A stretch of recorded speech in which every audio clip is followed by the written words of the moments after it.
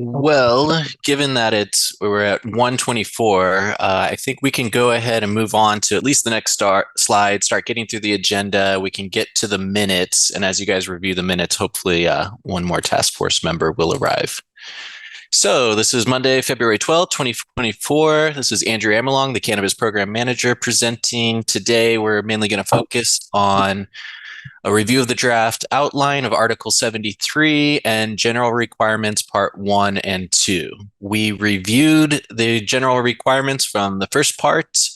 Move on here. You can see letters A through E here. We reviewed them at the last meeting and we're bringing them back hopefully for consideration. And then we can touch upon the remaining general requirements, some of which might not necessarily belong in this section. Thinking of weights and measures, maybe Catherine Vanderwall could provide some insight on that, but that's really a cultivation requirement, whereas we have numerous cannabis activities. So it might not be the most appropriate place for it. All right. With that said, we are going to go through the welcome roll call of task force members. There was a Board of Supervisors update that last Monday Maria had planned to present. However, there was the storms last Monday, and a lot of people were kind of dealing with a lot of emergency issues, so we decided to cancel the meeting. We would not have had a quorum anyway. All right, moving on. The agenda keeps going. We'll have public comment and adjournment after we get to the Board of Supervisors, our consideration of minutes, and then the 2 items mentioned. All right, I guess we can go ahead and start with a roll call of task force members. Is Ruby in the room? Do you want to go ahead and take this? Okay. Yeah, of course. William Wise. Here. Catherine Vanderwall. Here. Rebecca Harper. Here. Jennifer Smith. Here yet. Nora Del Vaca. Here. Robert Geary. Not here. And then Fire District Representative. Looks like we done. I think I was sent an email that Paul Blues would be able to attend via Zoom to listen in, but I think Willie Cepeda had a conflict this Monday. So, yes. All right. When Jennifer or Robert does show up, let's just make a point to record the time. Absolutely. Okay, on to the next item, consideration of minutes. We can go ahead and start reviewing. If you haven't reviewed them already, I think maybe everyone in the room has already taken a look at it. We can't take a motion until we have a quorum, but perhaps we can open it up for discussion if there are any points to correct.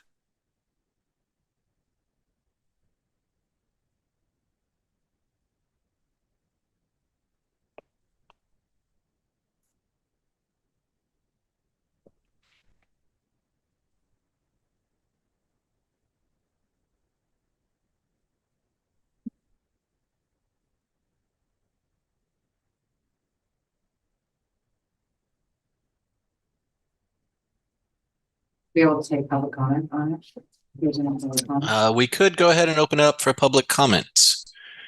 If anyone would like to make a comment on the minutes from January 22nd, feel free to do so now.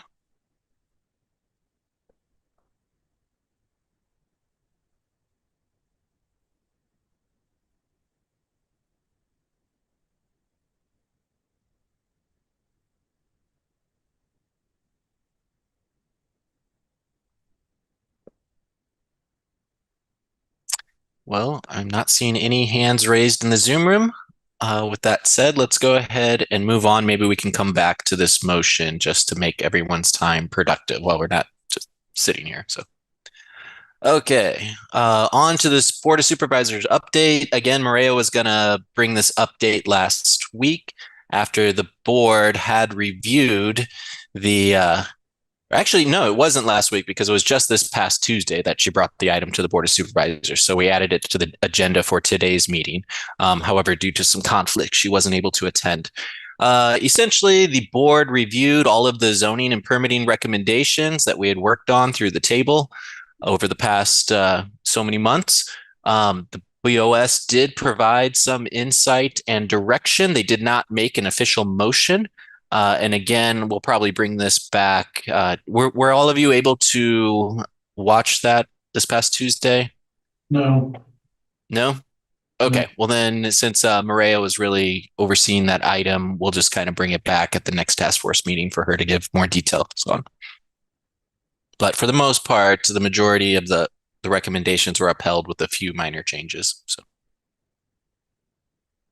okay, on to consideration of general requirements. This is the outline that we have been working with.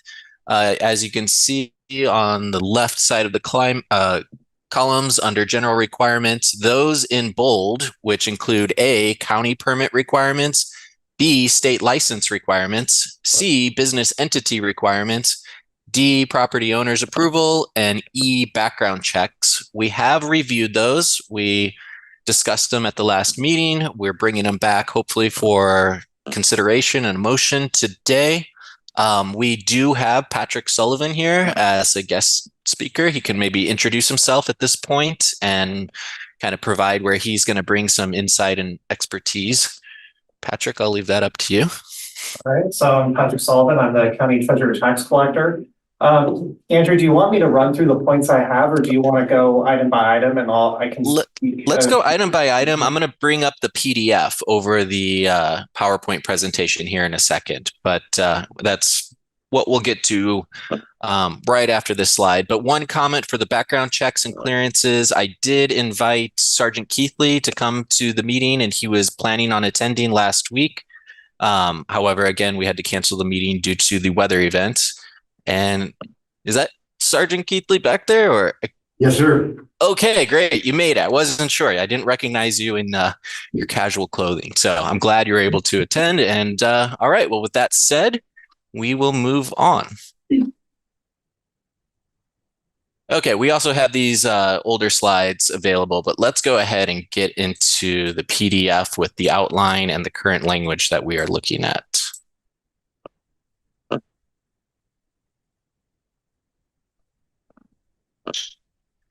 So, Patrick, if you would like, we can kind of get through all of this permitting. Basically, applicable uses and permitted were covered in the table that the Board of Supervisors just reviewed and provided some insight and direction on to bring back to the task force. We'll get to that later, but then the next section are the general requirements for all cannabis activities. So as discussed in the last meeting, for county permit requirements, there are some general things that all use permits throughout the county will require, including compliance with Article 41 on general performance standards, Article 49 zoning permits, Article 50 minor use permits, Article 51 major use permits, Article 54 design review permits, and so on. You can see the list. One of the good points or good reasons to bring this in and have this up front is so that everyone's clear on all the other standards that they would have to meet regardless of whether they are working with cannabis or not.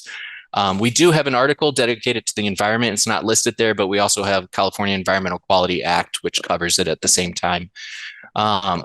So, it kind of comes up, one of the things, especially we mentioned before, general performance standards that really get into a lot of the technical details that people call out. Hey, you don't have this covered in your cannabis ordinance. Again, it's because it's covered in other sections. So for a motion on this consideration, and then maybe Patrick can provide some insight on it before we move on to the motion. Got three basic options here. You could choose to go with another option. The first one would be to provide an informative statement in this section summarizing these requirements as standard requirements for all county use permits. Or B, as Maria mentioned last time, as standard requirements, a statement is not necessary in this section. That's another option. Or C, provide an amended statement highlighting fewer or more than the listed requirements above. So with that said, I'm going to pass it back to the room. It is 1:33 p.m. and Jennifer Smith has arrived. All right, we do now officially have a quorum. So after we get through this item, we can go back to approve the previous minutes. But with that said, I'm going to open up discussion amongst the task force members and our guest speakers. One point that I would highlight, my office doesn't have a strong opinion which way to go on this, but if you are going to include an informative statement, we would request that there is a reference to tax ordinance, both the cultivation and business tax ordinance in there as one of the requirements to follow. It is a permit condition. So if we're going to list the other ones, we would request that the tax ordinances be referenced as well. Okay. That recommendation is noted. Does anyone else have any questions or comments? Or we do have a hand raised in the Zoom room, but we haven't opened up public comment on this item just yet. So hang in there, Holly. We'll get to you.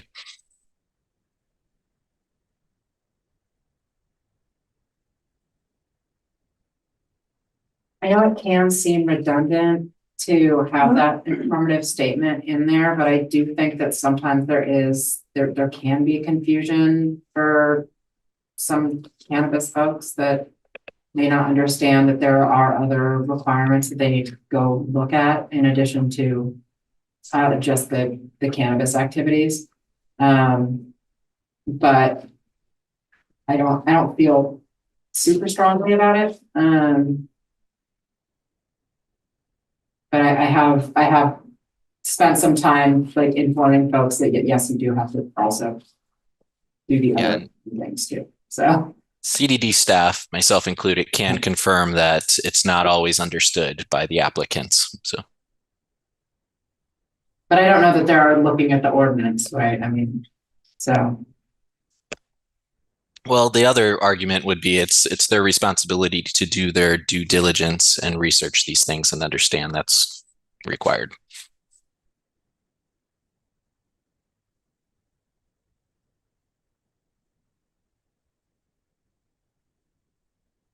Any other comments? Should I open it up for public comment at this point? Are you guys ready for that? All right. Let's see, Ruby, I'm going to let you go ahead and open up public comment for Holly. Okay. Okay, you can go ahead and talk now, Holly. Oh, hi. Actually, I didn't really have a comment on this. I just wanted to say that we can't hear what's being said. So possibly, Andrew, for instance, we didn't, at least I didn't hear what Mr. Sullivan said. If you could just briefly restate something so it's a little bit clearer to us. Okay. Patrick, I think that was the comment you had made about including the tax ordinance, referencing it if you are going to reference the other county requirements. Maybe you want to go ahead and reiterate that. And I think the microphone is up towards the laptop, so if you can kind of speak up, especially for those on the farther end of the room. All right. Yeah, so the statement I was making was that our office doesn't have a strong opinion on whether or not to do the informative statement. Just our request is that if a statement is put in there to clearly reference both the county cannabis cultivation tax ordinance and the county cannabis business tax ordinance, if the task force chooses to include a recommendation for a statement. Did you hear that, Holly? Yes, I did. Thank you.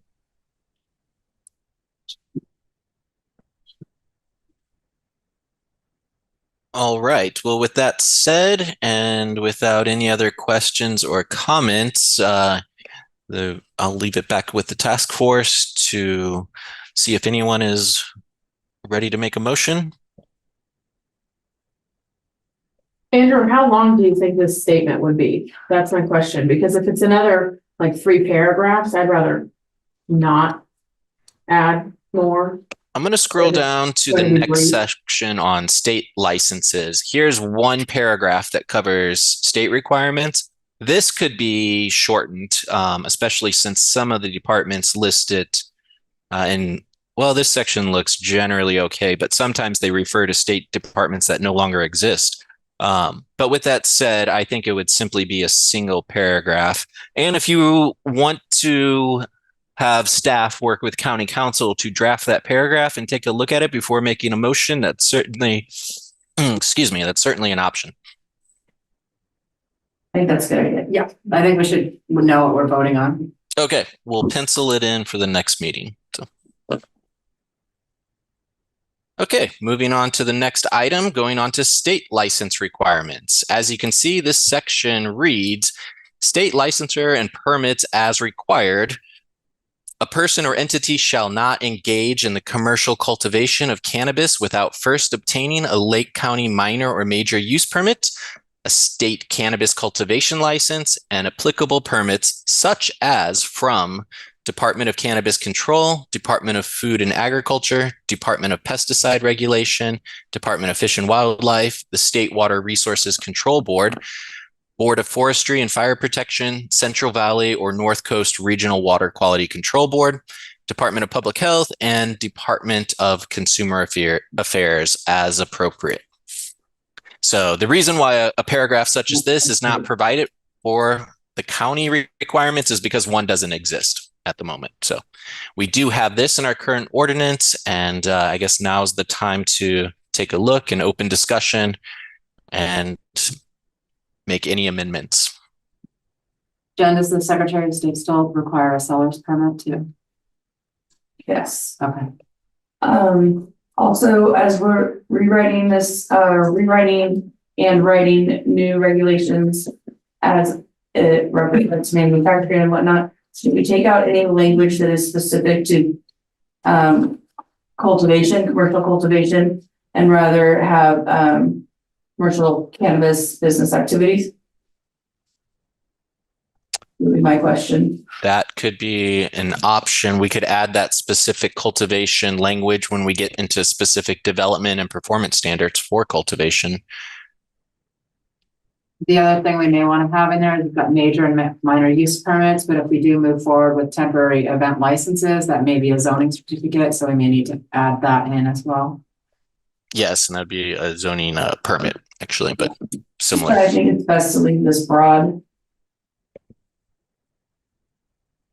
That was the recommendation that our office had as well, which was, of the options on here was B, cannabis cultivation being specifically referenced as one of the concerns too. You know, if we're trying to list all the state agencies, this is not necessarily all the agencies. They've changed it so much. If we put out a list, even if we say such as or including but not limited to, I just worry someone's going to rely on that list and think that covers it. And we have no way to update this in a rapid enough manner to really offer advice to the zoning ordinance.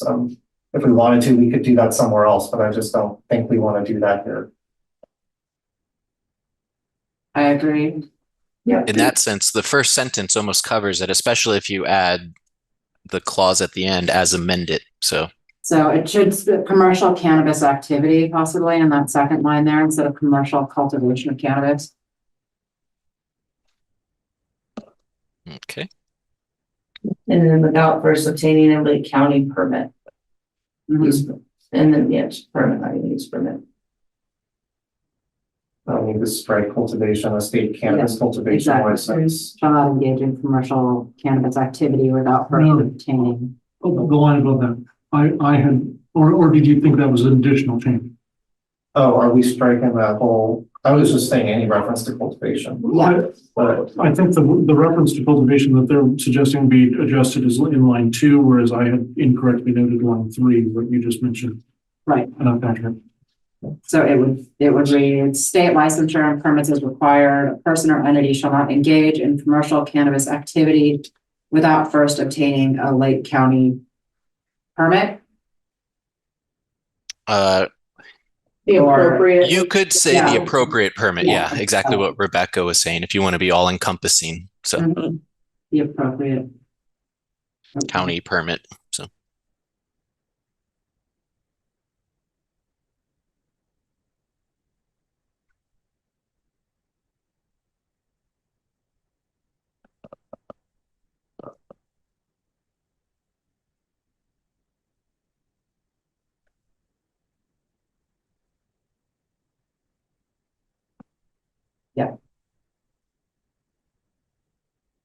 And then just end it there and take out the rest. Yeah, and state licensing.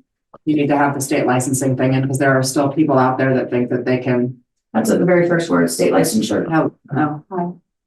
Yeah. My brain's not Mine's just slowly. catching. I think most people I've talked to today are kind of in the same mode. Okay. All right. So Nara, it sounds like you have an outline of a recommendation for a motion, if you want to follow through with that, or if there's still little details to discuss, we can go ahead and do those. So, where's your motion? I'd make a motion to, I guess it would be B. I'd make a motion to, accept a more limited Or first sentence. Is that what we're? we could, or similar to the first section, we can come back with specific text based on what you just Okay. described and what the room described next week Yeah. for an official motion on that text. I think we've got the text in hand, so why don't we accept this and Okay. we can Well, get it on it today. So I move up to you guys. to amend this section to state state licensure and permits as required. A person or entity shall not engage in commercial cannabis activity without first obtaining the appropriate Lake County permit. And state license. Do we don't? I thought we did state license at the beginning. Right, yeah. It does sound like it needs that. It's a fairly damning mistake. It is a weird phrase of that beginning then. So we could move that first sentence to the end if we wanted. So it just reads, a person or entity shall not engage in commercial cannabis activity without first obtaining the appropriate Lake County permit and state licensure and permits as required. Yeah. Does that read better? Yeah. Okay.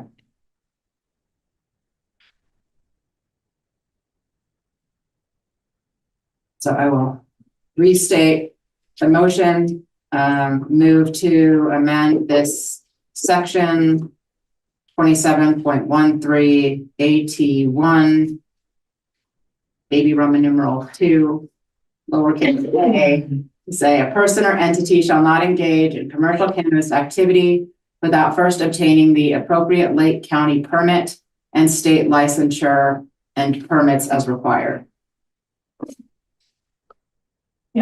I would second. Okay, all in favor?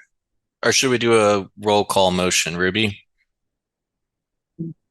I believe we can just do all in favor. All right, let's go ahead and give it a shot. So, all in favor? All opposed? All right, looks like motion carries. And just a heads up that reference to Article 27, Section 13, subsections and subsections, that's just more or less for a reference for where to find it now. It won't necessarily be outlined like that in the future ordinance. All right, on to the next item, business entity requirements. They're pretty straightforward. It was mentioned last time. There's a lot of detailed text, but I'm not sure if there's much to change or edit in this section. Let's see what I listed as some motion. Maintain the current language for business entity requirements or remove or add any sections of the current language. Staff doesn't have any specific recommendations at this time. When we get to the last section on processes and procedures, we do have recommendations on how one permittee with a business entity wants to sell and transfer it to another. We would like to require certain steps and procedures to make sure the new people coming in understand what they're getting themselves into, because we have seen issues with that. But with that said, it's not on today's agenda and it's not part of this section. So I will pass it back to the room for discussion. Can we remove the language after natural persons who manage, own, or control the entity? Do we need to say the most common entities are? I would suggest striking that down to identify it and then go into the requirements for each type. So you're talking about this section here that I'm highlighting in the beginning? Or No, Your one line reference to- down. One down. one So line most common down. entities. Start with the most common entities. Starting with the fourth line Here we go. Move there. Yeah. All the way through to identified. the end of that paragraph. Mhm. So strike through all of this. I think that's good.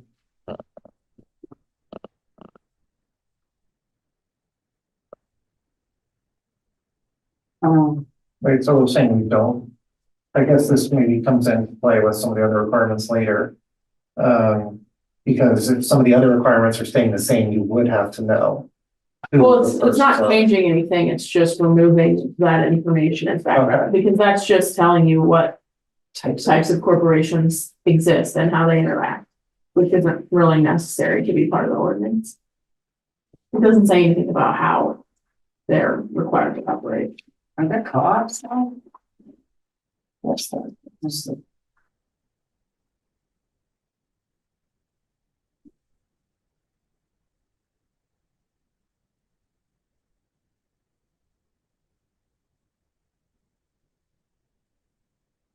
But by removing that language in the case of an LLC that's owned by another LLC, that's then owned by another LLC, at some point in there, is there a demand made where it would get to the point where we do identify the natural person?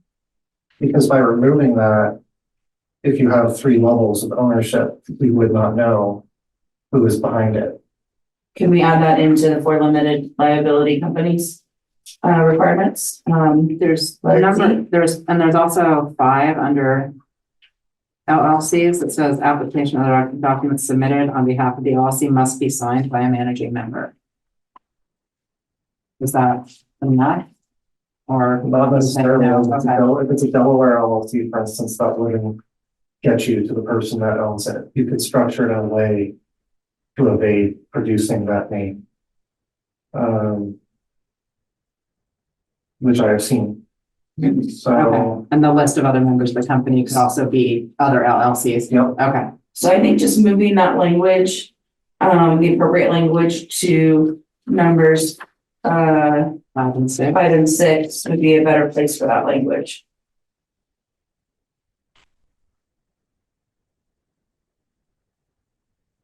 Okay, so moving the last part of this paragraph down to the subsequent would say- section for LLCs. Is that all encompassing? Is it only LLCs or, I mean, it just seems like an example.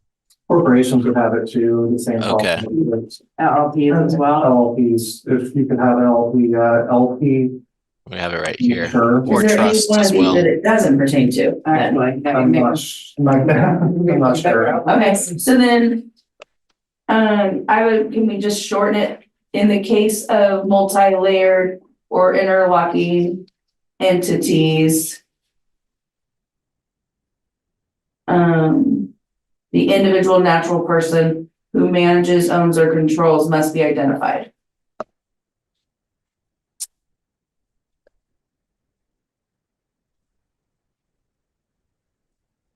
You may want to ask county council why it was drafted this way originally. Just that might be something, because I think this was crafted to address that situation. But Well, with that said, maybe, and for the sake of time and moving on, excuse me, I could bring this to county council and, find some more specific information as the way it was drafted. So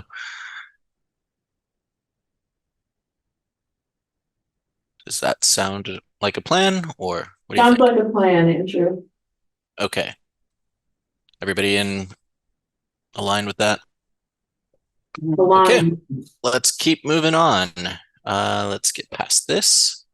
All right, next, property owner's approval. I know Patrick had some specific requests, which is why I invited him to this meeting, but also he's a really great person to have around for information for all of this stuff. So I don't know if anyone really wants to hear what I'm saying. currently, the main concern, property owner's approval.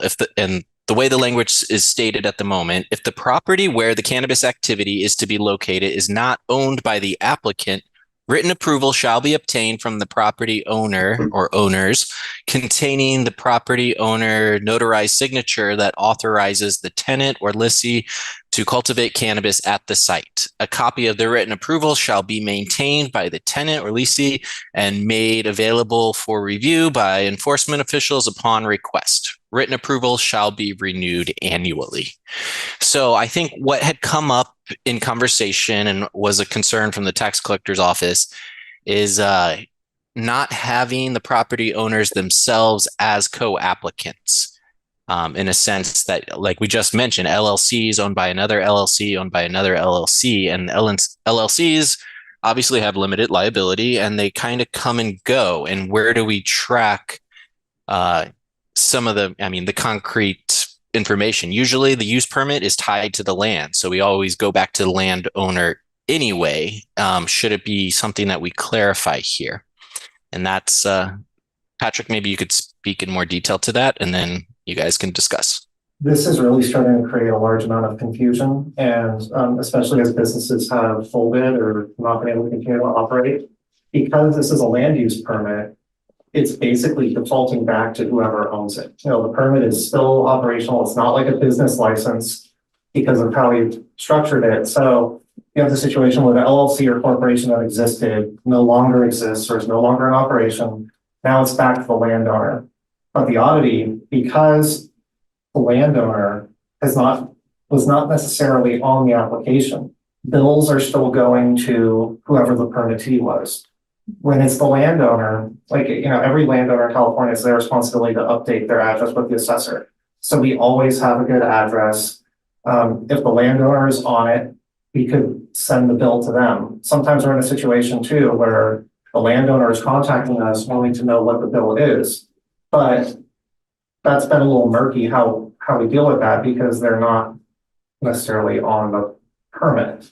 So I've just found it's leading to a massive amount of confusion. I anticipate it only getting worse.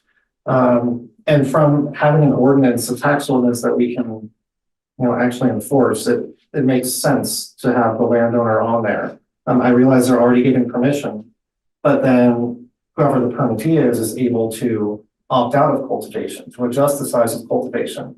You have the permittee speaking as if they control the permit, but then it's odd because if they leave, the permit flips back to the landowner who may not even be allowed to have it. I mean, that, not to skip ahead, but that's the problem we run into with the background checks and clearances, is that you can have a landowner that's actually not eligible to hold it due to their criminal history. The LLC folds. Now we have an active use permit on a property with someone that should not actually even be allowed to have a permit. So for all those reasons, I just think we would strongly request that the property owner be mandatory to be included on the permit. It doesn't matter to us how many other people want to be a co-applicant. You could have other LLCs or corporations on it as well, but just that at a minimum, the property owner be on it.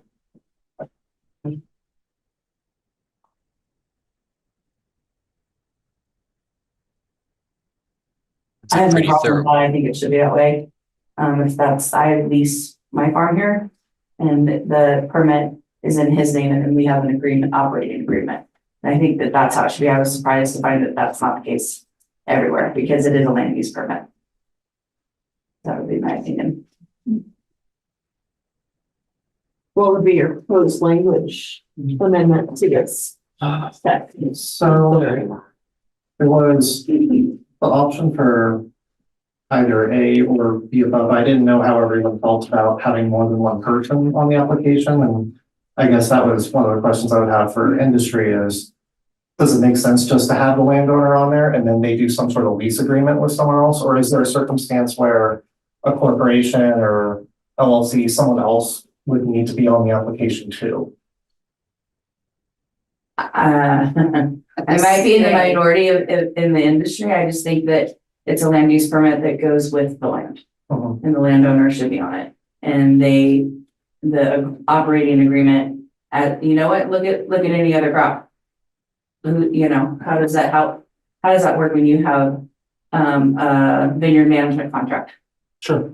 So. I mean, granted, there are no special, I'm going to speak Yeah. freely since it's been put to me, but there are no special permits that apply to us as vineyard managers. However, we do maintain contracts with all the properties that we work for in a management capacity. Mm-hmm. And so I guess my question to the room, if not to someone specifically, is what then happens if a person is not eligible to be permitted I mean, for whatever reason, they don't pass the background check or whatever the case may be.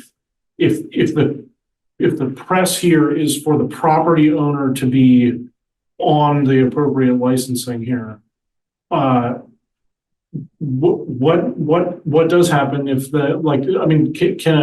can an operator obtain a license as the applicant, but the property owner wouldn't qualify? I mean, it seems like a person who buys a piece of property cannot then hope for that piece of property to ever host under any such agreement or otherwise a commercial cannabis operation. Is that correct? I didn't want to skip between the sections, but the whole you're talking about is what has now become possible. That you can have someone that it should be illegal under our ordinance to have a permit due to their criminal history, who has sort of come full circle and ended up holding the use permit. Interesting. Arguably, I don't know if that's without any sort of assumption of nefarious intent. I'm just like, it seems one could arrive at that by way of clerical actions. No? Yes. Okay. Is there a way to remedy this through a business license application that would make this cleaner? And then the other question would be for state applications, are there issues with landowners, property owners not wanting to be listed as an applicant for a state cannabis license? Then maybe they may be listed as as a financial interest holder, that they may own a property that at some point becomes a lab or something, and then suddenly they aren't able to do that. I don't know that that's ever going to happen. That's a quagmire though. Yeah. I would also say to that, sorry. I guess I think the preference should always be for the landowner to maintain ownership of the permit so long as they can. And if that's not the case, then I don't know. You're gonna have to have the operating entity apply for it. Yeah. And I know there's some cases where some landowners don't want their name on a cannabis permit. Yeah. Now that I think about another situation, even though it's on their land, so. Yeah, you've got a pickle. Yeah. Collecting taxes. There are counties that have a business license, cannabis business license, and that might address some of those issues. But it doesn't get around the fact, because we're doing it as a land use permit, it seems kind of crazy for someone to then not want their name on it. You're giving permission for it. I mean, I feel like you need to fully own it. And I don't think, to be frank, I'm not sure we ever meant for that not to happen. I think in the beginning, at least, all the landowners were listed on the permit. And then over time, we started to get different lists where people had changed it. I mean, we can't even figure out how to send a tax bill because we've had the address changed multiple times and the last ones are no good. So we're getting to the point where a large number of our bills are being returned and we don't even know who to send to. Yeah, and cannabis licenses and cannabis permits are weird in land use because yes, it's a land use permit, but it doesn't really run with the land, it runs with the applicant, right? Because at the state level, like the use permit doesn't remain, according to state law, it doesn't remain with the land if that applicant at the state level leaves that location. It's a weird kind of. So the state license stays with the person? It doesn't actually get to stay with the person either. But it also doesn't get to stay with the land. If that person leaves, if the applicant for the state license were to leave that location, that use permit doesn't stay with the land the same way that like at a bar, right? That a bar would still be able to be a bar and restaurant or something like that. That use permit doesn't actually outlast the applicant. It's weird. I think you have a situation where the county use permit is staying in place and one business shuts down, loses their state license. A year later, a new one comes in, gets a state license, operates on it. So that county permit, from my understanding now, is continuing to live on in the background, but it's no good until it's paired with an active state license. Exactly. So I don't know, I guess I'm thinking too, there have been owners, part of the reason people have changed it with CBD, I think, is sometimes, I don't know whether it's for tax purposes, there have been companies that wanted the tax bill in their name. So I think if we're trying to go for language that probably works for everyone, I would say that the property owner of record must be on the application. And there can be additional co-applicants who are jointly and severally liable in terms of a permit. Because if people wanted to, that gives those companies that want to be on the permit the option to have their name on it. I don't know that they would, but I guess right now I don't have a reason for them not to be on it from our office perspective. We do have two hands raised in the Zoom room, so whenever you're ready for public comment. And it's the property owner approval section that's hairy for you, or is it a different section of because the owner approval is really should just be an acknowledgement that you know that commercial cannabis activity is going to be taking place on your property. That's generally been, and so that has very little to do with the business tax requirements for that property, but more to do with the fact that they want to ensure that the owner of the land is aware that this activity is taking place there. Shouldn't they also be aware of like any consequences, like if that business just folds and goes away and leaves like environmental mess or? Yeah, or there are some issues with where people are holding the land isn't owned, right? It's and the bank then says, hey, that's cannabis activity, that's federally illegal. You can't. And they'll you can sometimes pull a loan. I think the purpose of this ordinance isn't to bridge the divide between legal and illegal banking for the cannabis industry. Right? Like it shouldn't be, that's not what we're sorting out here. That's an issue between the property owner and the lender. So I guess this, bottom line, if this is titled property owner's approval, so I guess at that point, you really just need to know that the property owner is allowing a permit, whether they own it or not, and that they understand that the taxes are tied to the property. Maybe go would that be a solution? I mean, I think they need to be signing it as an applicant. It's their land. So it's not just approval, it's approval on liability. Right. Question for you. Sure. In instances where there'd be a business entity on a property that was also owned by someone who didn't wish to be part of the business that was like, wouldn't the tax collector's leverage on that property be tied to the property, not to the crop, not to the business entity, not to the anything? I mean, like, if your office has trouble getting people to pay their bills, your office has the power to seize upon property. Yes? No? Why wouldn't that be like the thing your office wants in the case of collecting on this revenue as well?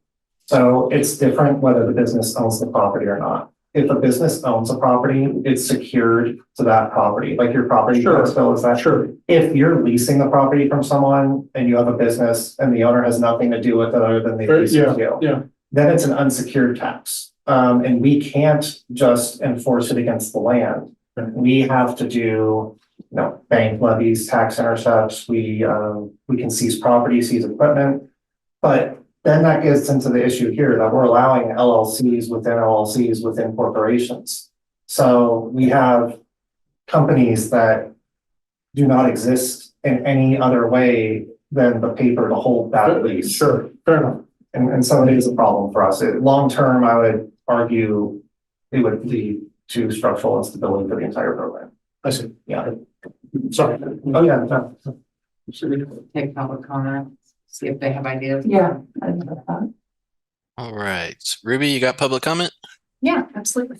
Okay. All right, Holly Harris, go ahead and speak. Oh, hi there. Thank you. I do tend to agree that the property owner maybe should be a co-applicant just because violations go with the land, et cetera, and they have to know what they're getting into. So it needs to be more than just written approval that they're allowing cannabis to be on there. And then my second thing is that this is so important. I think maybe, possibly Patrick could speak with county council or Andrew speak with county council and come up with a proposal to come back, for consideration. All right, thank you, Holly. Next we have Aaron. I'm guessing that's Aaron McCarrick. So. Yes. Yeah, go ahead, Erin. Thanks. I was waiting for the unmute. Lower my hand. Yeah, Aaron McCarrick, Clear Lake. Just to give some clarification on why somebody might not want to put their name on a license. It's something out of our control. It's not federally legal. So let's say somebody has a green card, or let's say somebody has federal grants, or let's say, as I think Nara and Jen mentioned, it can possibly pull a title on their, pull the title of the property or a loan or something like that. So there's multiple reasons why somebody might not want to be on there. The state requires us to provide a lease and assign a notarized, the city of Clear Lake, I think, made you do a notarized, like that this person is aware of what's going on.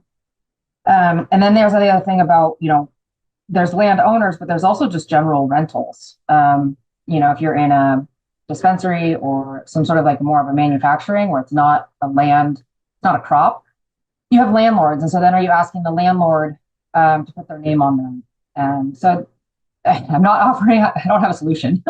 This is, as I think Jen mentioned, this is a boundary here. Maybe, Patrick, there are other ways to put liens on the business itself. And I believe the state, correct me if I'm wrong, Nara and Jen, I think the state does not allow you, they dig deep on any financial interest holders, any LLCs.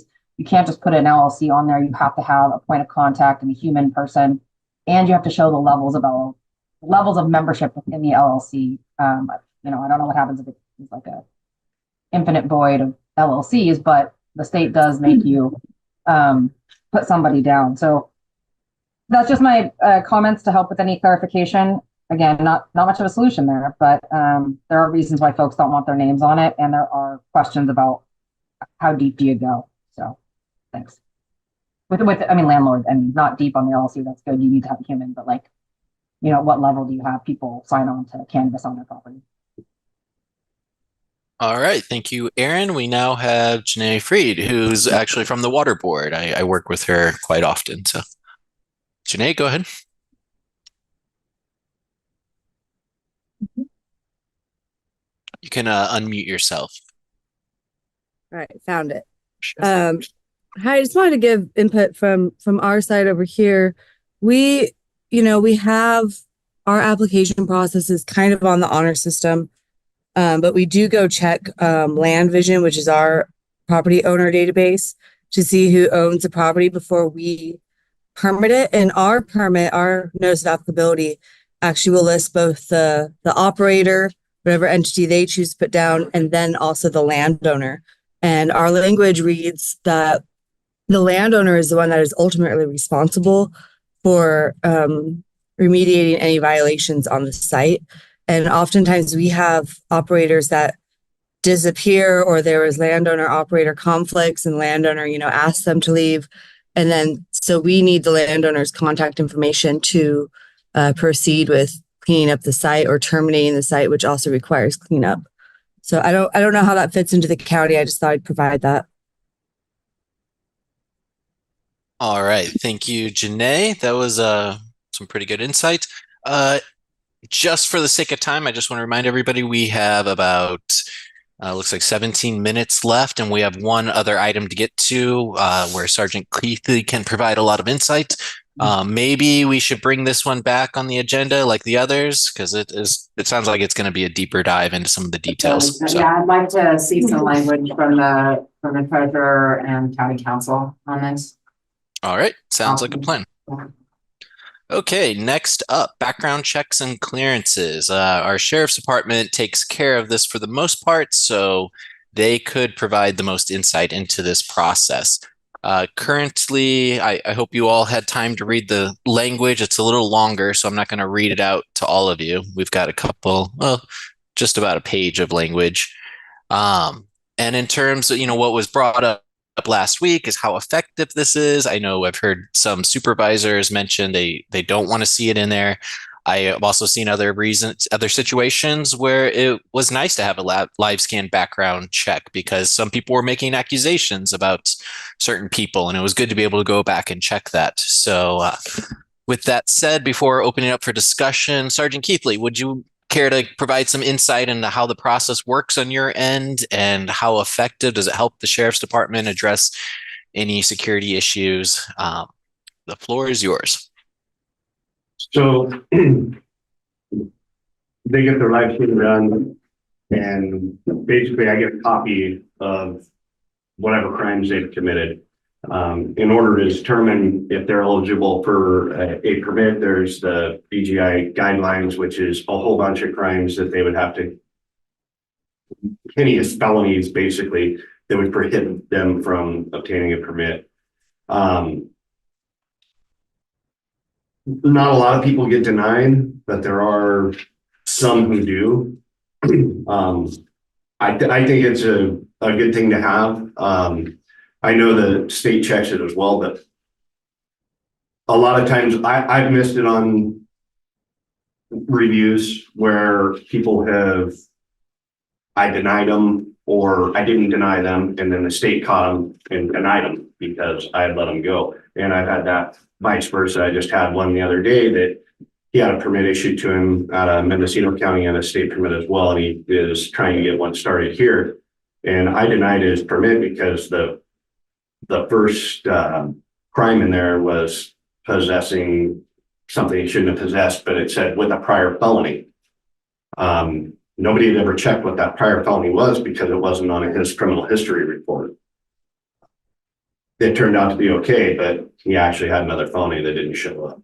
So I think it's nice for the sheriff's office to know who they're dealing with when we're going to these places with these permits. Like I said, they may not be denied. There's a lot of crimes that are not on the list that I think should be on the list where people shouldn't be permitted.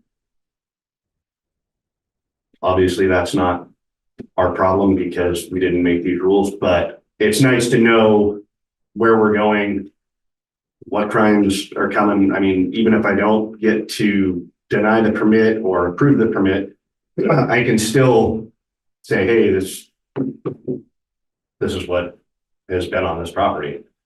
That way, when we go to do a check on the property or something, we know what we're getting into.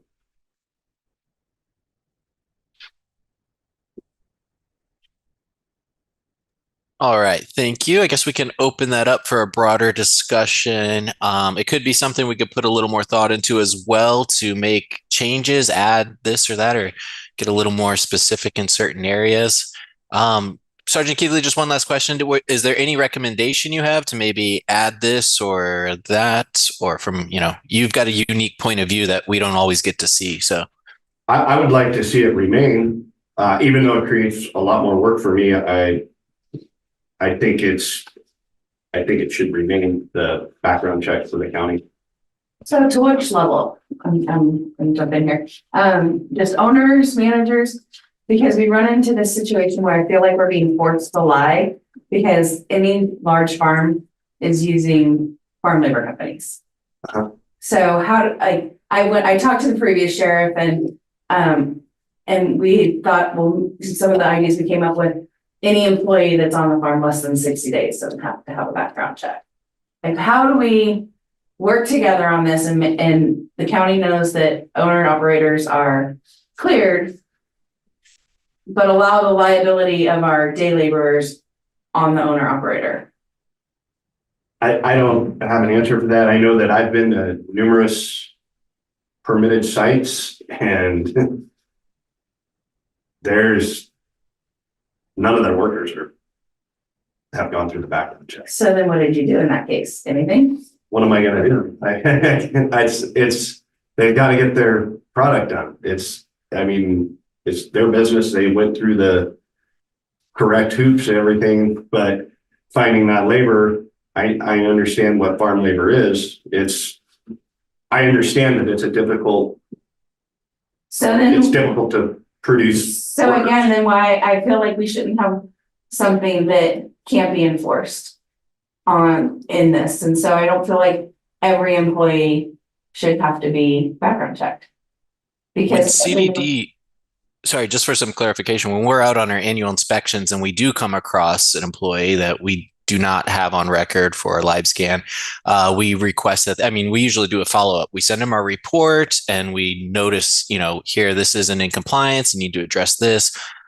We do quite often have them within a week or two, or however many weeks, I guess, get back to us with a live scan check, but it's not always checked and it's hard to catch every person. And it is one of those things. It's just a tricky situation in terms of enforcement and compliance. Let's not make it tricky. Like, I'll admit what's really happening. I realize I'm putting a huge target on my back by saying this, but come harvest time, like there's no way to get 50 background checks. You don't even know if the same 50 people are showing up the next day.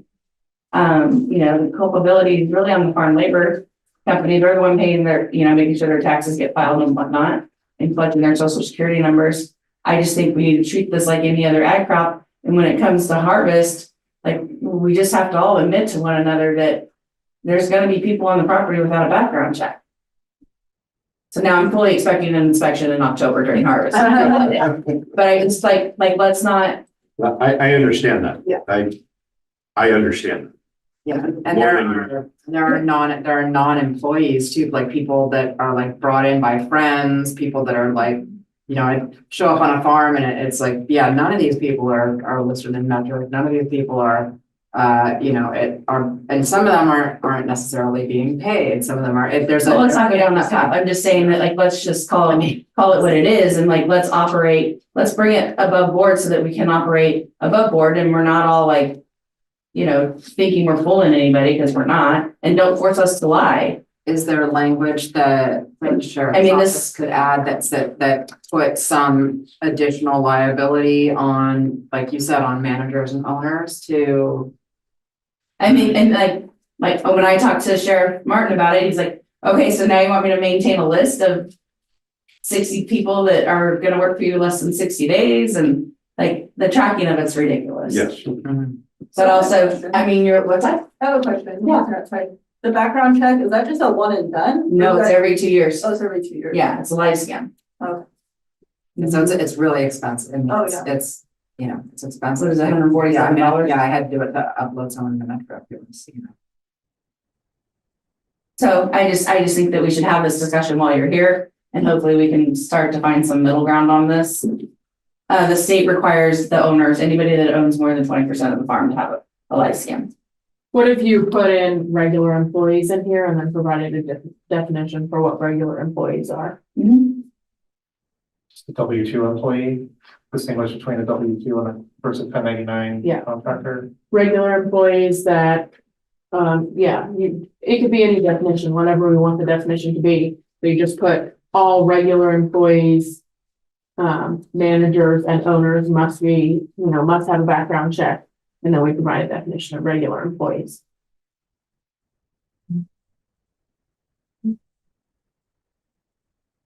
We do have 2 hands raised in the Zoom room if you're ready to open it up for public comment. And we have 7 minutes left. So we can go over if you guys are willing. I just want to be sensitive and aware of everyone's schedule. So public comment, I'll take that as a yes. Ruby, I got it. Margot, go ahead. You can unmute yourself. Thanks, Andrew. Thank you, everybody. I would just like to express support for a comment that's already been made, and that is, we should offer support, or we should offer regulations that make sense. period. But at the same time, we should not sacrifice public safety just because right now the rules are not very manageable. So in other words, we should maintain these background checks as Sergeant Keithley has recommended, but perhaps we don't need them for farm laborers. I'm not sure. Again, I'm interested in hearing more discussion on that, especially since they're only there temporarily. I don't know what kind of danger having them on site without a background check would be for the harvest season. So I offer that as my comment. Thank you. All right. Thank you, Margot. And now we have Sarah Bodner. Go ahead and unmute yourself. Hi there, good afternoon. This is Sarah Bodner, Policy Director for the Lake County Cannabis Alliance. And Margot, I really appreciate that comment because this is very much a balancing act between managing different needs. And remember that we're talking in cannabis, ultimately about agriculture. And the nature of agricultural harvest is that you have a sudden need for labor that can be unexpected and urgent. And in practice, getting an entire crew of day laborers background checked in time is completely infeasible. A storm's coming and you need to pull your plant sooner, all kinds of things that as agriculturalists you're familiar with. So that's what we're striving for, is to balance the need to ensure that there is, due diligence, obviously at the owner operator level. And, if the county wishes to proceed in this way where, it's all full-time employees.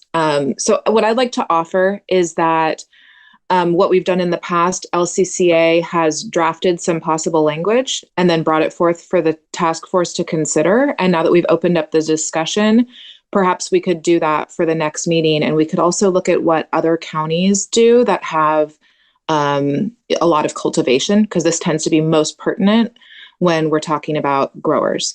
So we could come back with some different language and maybe have some follow-up with law enforcement to tease this out a bit further. And then the task force could have some proposed language in front of you at the next meeting. Thank you. All right. Thank you, Sarah. With that said, we are at 2:26. I'm not sure if we're going to get through a lot of this. And as Sarah had mentioned, she would like to see it come back to the next meeting. We don't have 2 weeks. We only have 1 week since this is a special meeting.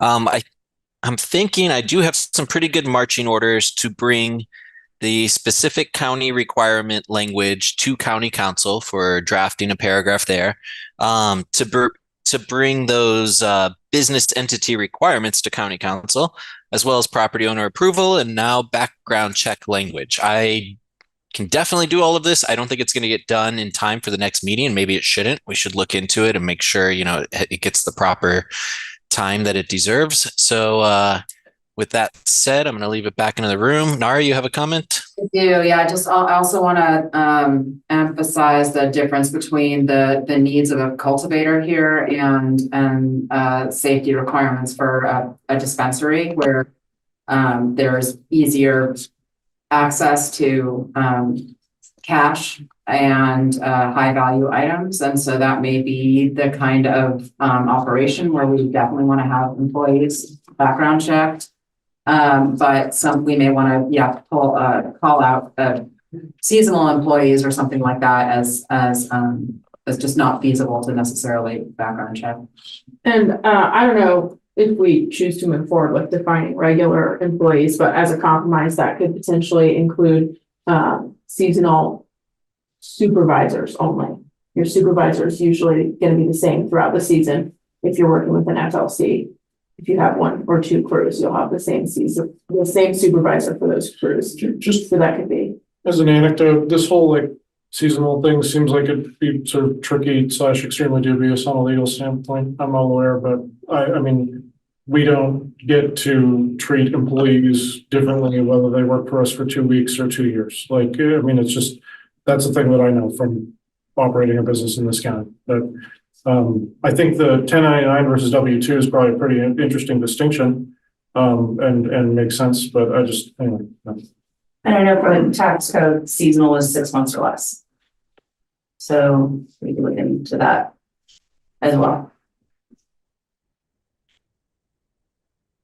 Okay, well, sounds like a lot to look into, but is everyone comfortable with not making a motion? I think no one wants to make a motion at this time, but to give staff our regular marching orders and go find out more information and bring it back to you? Yeah, I'd like to see if the sheriff's office has language that they'd like to suggest or send a notice to, not to put more on. Not at this time. Okay. Okay, well, I'll be following up. It looks like I've got a lot to cover with County Council. With that said, our next scheduled meeting, tentatively for this Tuesday, but I was just thinking about something. Oh, we do have some public comment. There was one more. Guest. I think that's Angela. Angela, do you want to go ahead and make a comment? It is. Thank you, Andrew. I'm going to jump back to the background checks. Well, we still need to recognize that it is still a federally illegal crop that we're dealing with here. And so I guess I'd have to agree with Sergeant Keithley that it should stay the way that it is for now. If a live scan is good for 2 years, what prevents somebody from just getting one every 2 years? And then that also ties into Patrick's worry about the liability for a property owner. If there's no liability for a property owner and you're letting people onto the property for something that is still recognized as federally illegal, are we setting ourselves up? That aside from my regular public comment, I wanted to find out if we could do something about setting a time limit for a quorum. Maybe like 1:15 if there isn't a quorum, just adjourning the meeting, but waiting until 1:30 I think is a little excessive, because now we only got an hour in instead of an hour and a half, so maybe that's something to consider in the future. Thank you. All right, thank you, Angela, and that is a good point. I will get some clarification on that. All right, well, I guess with that said, any other comments from the task force? All right, well, I'll be in touch. The last comment I was going to make is that we are using the webinar link. It's the same link that we use for the Planning Commission hearings and the Board of Supervisor hearings. There were some comments as to why can't everybody be seen in the chat. And again, just like your Board of Supervisor hearing, you're not seeing everyone in the chat. There's some public limitations on that. With that said, our next meeting is scheduled on Tuesday during a Board of Supervisors. So I'm going to have to double check that we do have the link and we're able to move forward with that meeting. So you'll get the agenda, or if not, we'll send you an update here by Thursday. So there's one more hand in the Zoom room. I don't know if you guys want to adjourn the meeting or hear the last comment. We haven't taken public comment on it. It's kind of been on a topic by topic issue as usual. So let's see here. Sarah, if you want to go ahead and make your last comment. Yeah, I just wanted to say that when we're in the Zoom room and we can't hear, there's no way to communicate because the chat function is disabled. And so it's not the request is not that we see all the chats from everybody else, but there is a way for the county to activate a one-way chat where it can just go to the meeting host so that we can tell you when we cannot hear the microphone in the room. Okay, well, we'll look into that. I'll touch base with Ruby and IT on that one. So thank you. All right, thank you, Sarah. I guess with that said, thanks everyone. We'll be back to it soon enough, and the meeting is adjourned.